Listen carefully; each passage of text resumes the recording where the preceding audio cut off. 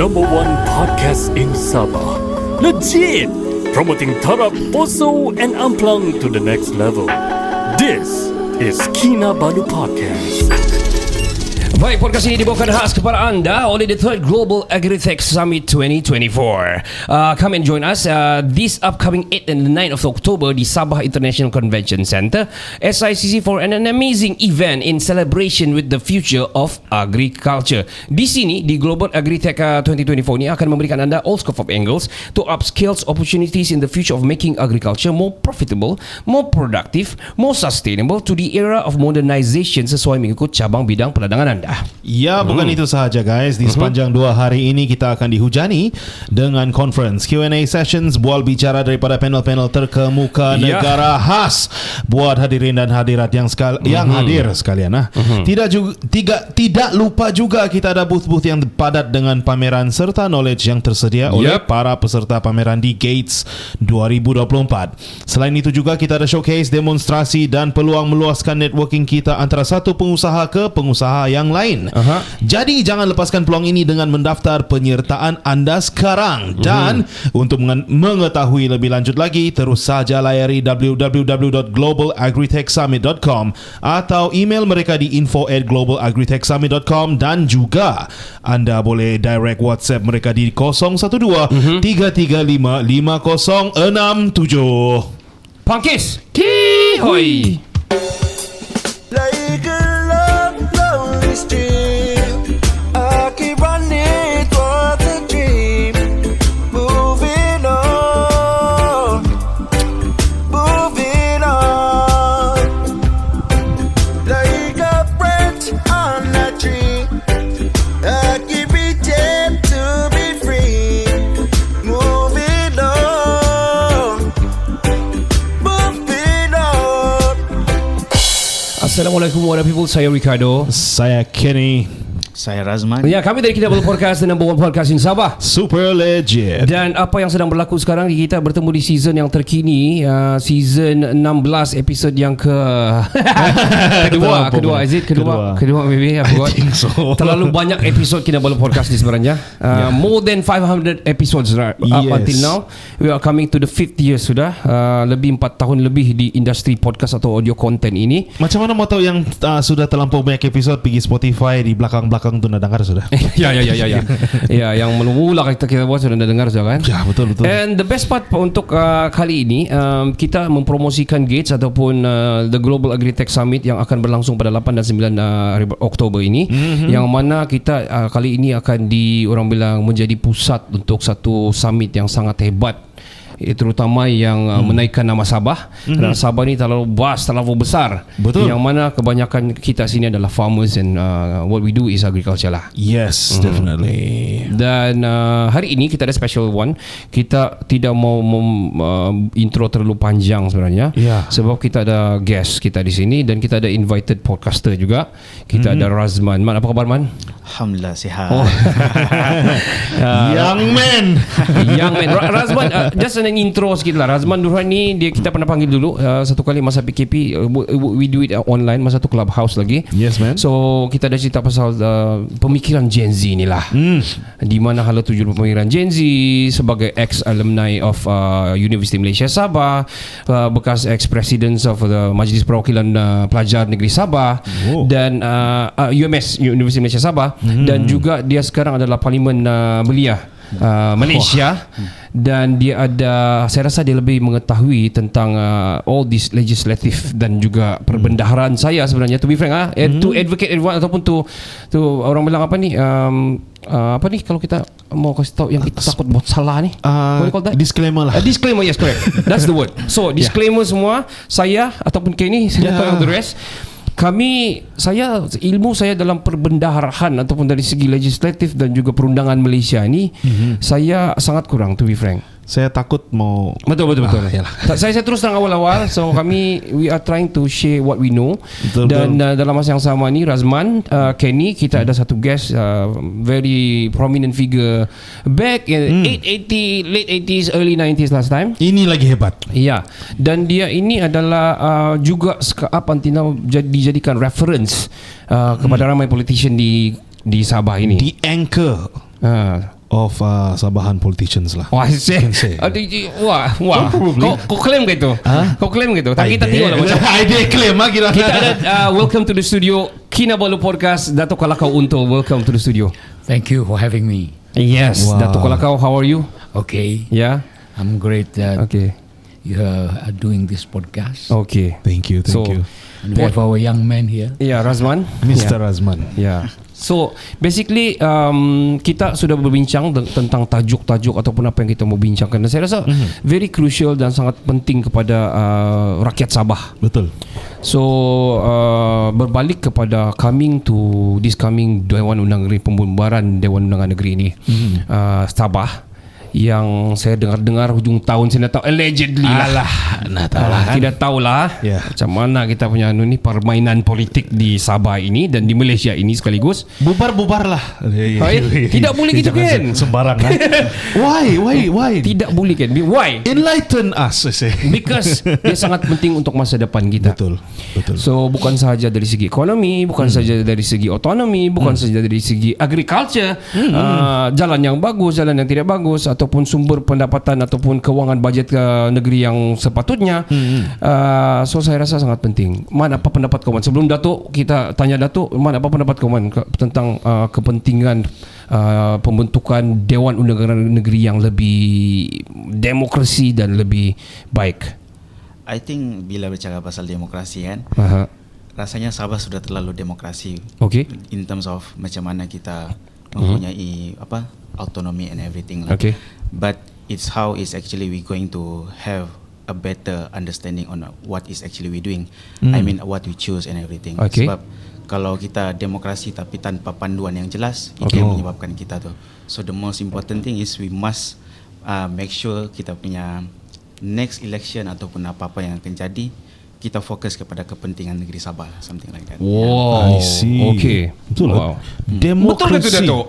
Ya, saya begitu terharu mendengar pandangan dan semangat orang muda macam Razman ini. Kalau ada 1000 macam ini, saya bangkit lagi, Oh. Hui. membantu. Oi, Datuk, I want to ask you. Let's go to the deeper level. Let's talk about Sarawak dulu. Sarawak sekarang adalah diorang terdiri daripada local bloc party ataupun a union ataupun a united party. Semua local base. How are they doing as you see as for now after they done that? That is a very good example for how that aspiration of MA63 actually. Itu antara modul yang terbaik. Baik. Di mana semua parti-parti yang ada dalam kerajaan itu parti-parti Sarawak, local Baik. based parties. Okay. Jadi kalau umpamanya Sabah boleh terjemahkan serupa itu, dan kedua-dua Sabah Sarawak ini dikuasai oleh parti negeri Sabah dan Sarawak, ia membentuk satu sistem federasi yang lebih baik. Okay. Itu pandangan pribadi saya. Okay. I see.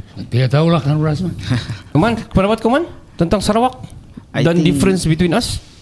I think kalau bercakap pasal Sarawak, saya setuju dengan Datuk bila dia sebut pasal yang Sarawak ni mungkin sedikit ke depan in terms of how dorang membawa dorang punya aspirasi, terutamanya dari segi localize dorang punya everything lah kan. But saya juga pada masa yang sama percaya bahawa kita sebagai rakyat Sabah dengan kelebihan yang kita ada, dengan apa yang kita ada sekarang, we can more better than them Okay. actually. Can do we better. just it's just how is actually we going to do the politics things in a good way lah. Okay. I see. So How about you? You agree to that? I agree, but I want to know more about the benefits of doing this. Alright, as Datuk. Yes. Okey, sekiranya macam apa yang diperkatakan oleh saudara anak muda ini Razman tadi, memang benar. Kita terkedepan dahulu, kemudian kita sedikit tercicir. Bukan lagi sedikit, jauh tercicir pula. Yeah. Jadi remember the first government we have, USNO government, Berjaya government, Yes. PBS government. Then we must also understand, kita mesti faham 1994 merupakan satu tragedi whereby the kuasa politik Sabah itu diambil alih oleh parti daripada Melaya. Okay. Kita bukan anti Melaya, Alright. tetapi lihat apa yang telah terjadi. Okay. Your chief minister is not determined by you, is handpicked by The hand outside of the state. Kuala Lumpur. Okay. Yeah. So you miss it. Oh, remind us, Dato'. Adakah kita sekarang ini tahun 1994 mau ambil alih pemerintahan di Sabah? But by virtue sama ada by divine intervention atau by default, kemudian kuasa politik Sabah kembali kepada parti lokal, maka PRN 17 seperti yang diminta oleh saudara tadi, apa kebaikan dia? PRN 17 ini adalah detik penentuan. Okay. Whereby sama ada bangsa Sabah ini menyadari dengan semangat patriotik mahukan kuasa politik Sabah ini dipegang, diterajui oleh parti-parti Sabah, blok parti Sabah, atau menyerah semula kuasa ini kepada parti Kuala Lumpur. Baik. Itu beza. Remind me, Dato'. 1994. Yes. I do remember banyak orang datang pergi gegar itu pagar istana last time. I do remember that time. Remind me what happened that time. Sikit-sikit. Well, I think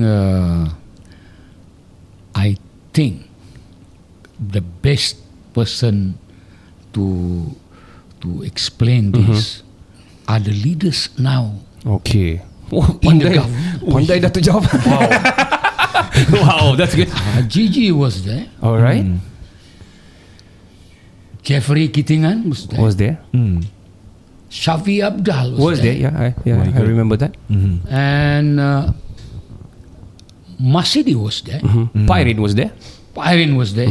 Semua orang ini masih hidup. But I want to remind, saya memperingatkan, kesemua ini Syafi'i keluar daripada UMNO, Okay.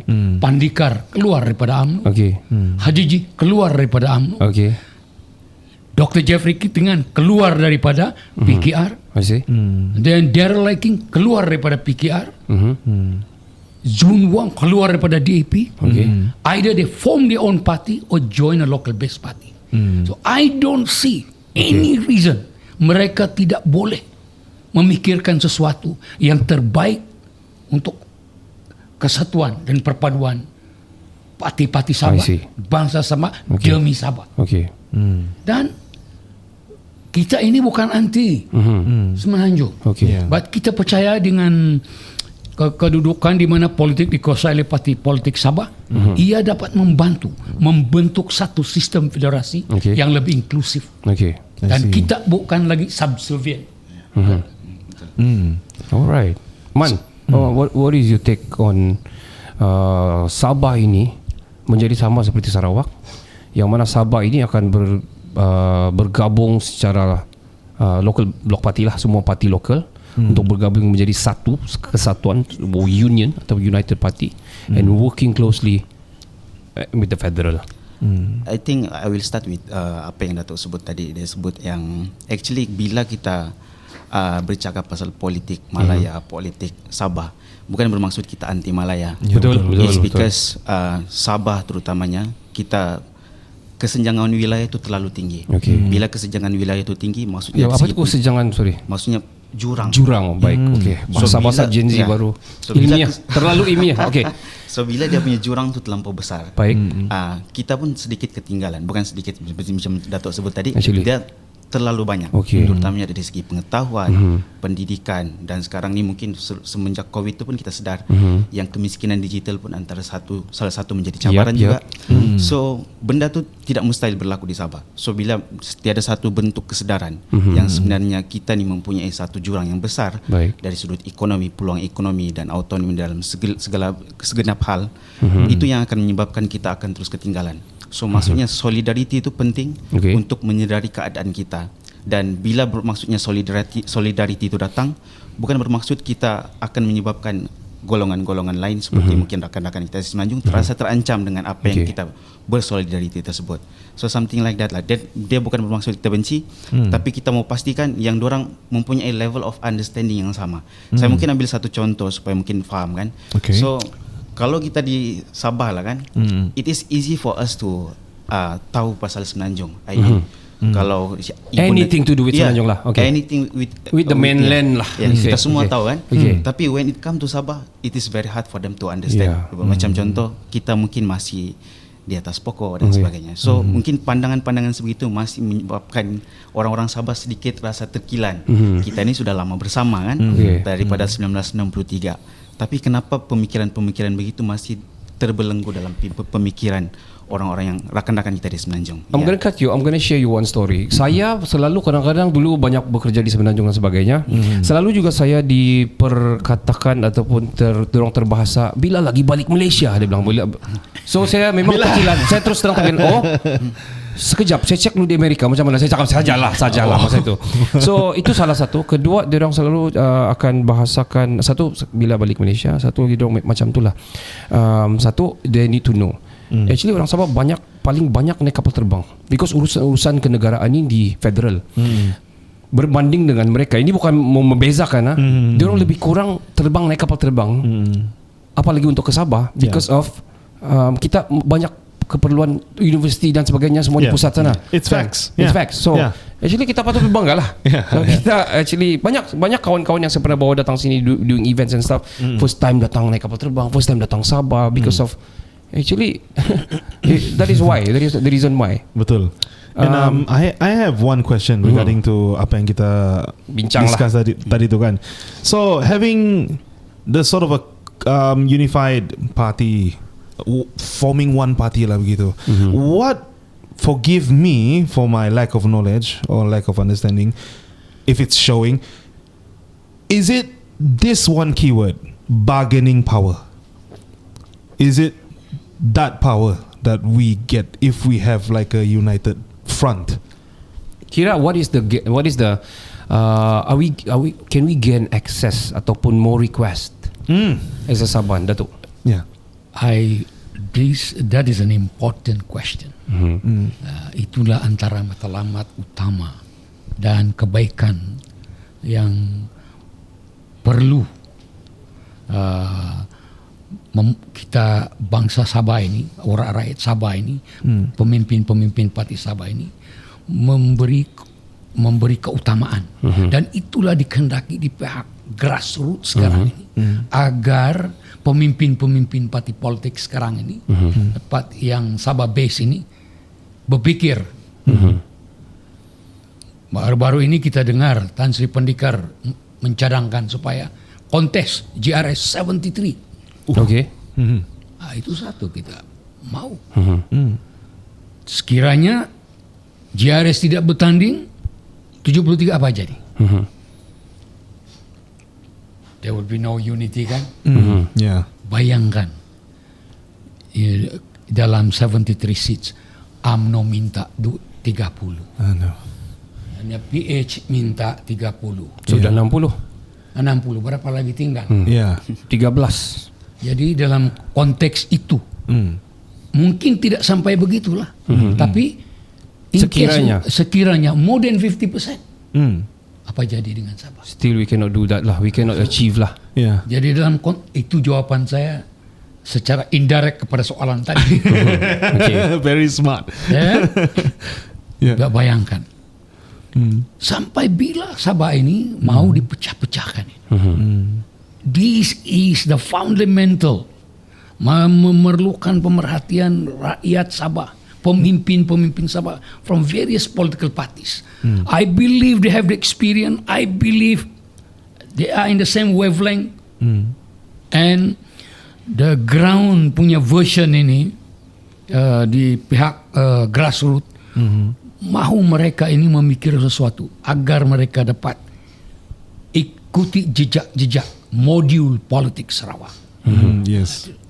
Jadi saya macam Razman, saudara Razman, anak muda kita pikir tadi, satu ketika Sabah terkedepan. Yes. What happened? Okay, enough is enough dengan perpecahan, perbelahan di antara kita. Back to basic. We go to be united. Face PRN 17, detik penentuan. Kembalikan kuasa politik Sabah ini kepada parti-parti Sabah. Baik, betul. Wow. I think I agree. Saya sangat bersetuju. But there is a challenge. Okay. Carry on, Dato'. Challenges itu saya dapat memikirkan bahwa yang pertama ialah allocation of seats. Okay. Oh yes. Itulah kadang-kadang terkadang memecah belahkan. Tetapi kalau bukan jumlah kursi jadi taruhan, I think they can settle the problem. Ya, taruhan ialah perpaduan, kekitaan, kebersamaan. I think itu boleh menyelesaikan.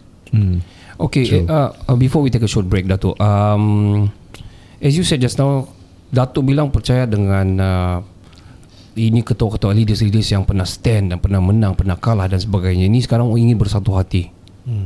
Allegedly, I don't know, probably. But saya pun percaya yang memang takkan diorang tidak berfikiran secara sampai ke tahap itu. Mana? So, including Dato' Haji G atau the CM of Sabah. So, do you think he's also in the same level thinking of that? I believe he's thinking, and I hope he will take the step. Kerana kalau dia berani tinggalkan UMNO, kalau dia berani tinggalkan PN, bikin dia punya parti, kenapa pula balik lagi? Betul. Itu satu. Alright.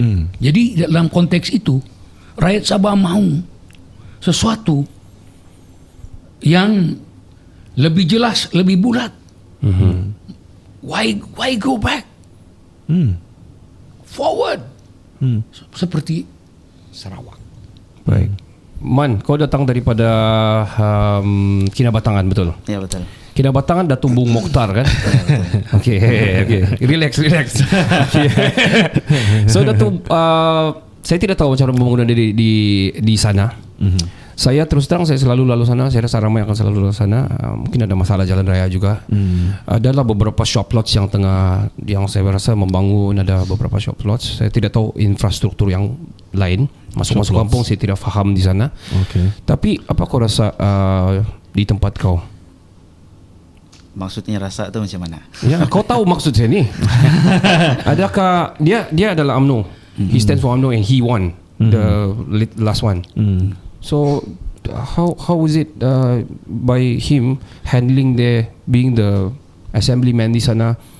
Adakah he doing well there sana? What do you think? Before Razman answer, Okay, Dato', you want to answer? I give him, saya bagi pencerahan sedikit. Okay. Alright. Bung, semangat dia, patriotik dia masih kepada Sabah. Okay.